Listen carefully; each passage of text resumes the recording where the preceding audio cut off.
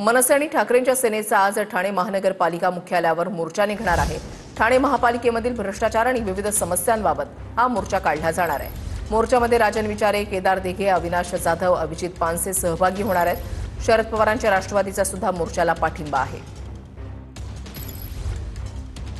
पाण्याची व्यवस्था, स्वच्छतेची व्यवस्था, सुशोभीकरणाची व्यवस्था, सध्या नुसतं कॉन्ट्रॅक्टरनी पूर्ण ठाणे एक फक्त कॉन्ट्रॅक्टरसाठी काम होत आहे, ठाण्याच्या विकासासाठी काम होत नाहीये।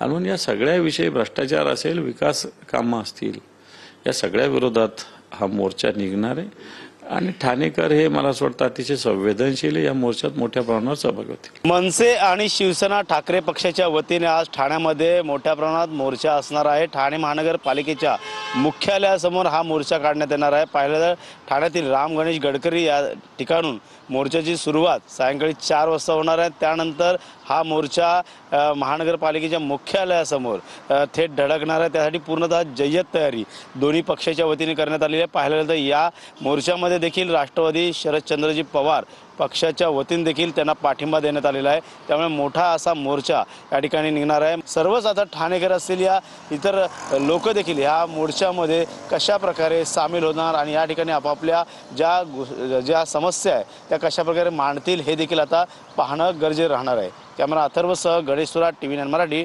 ठाणे।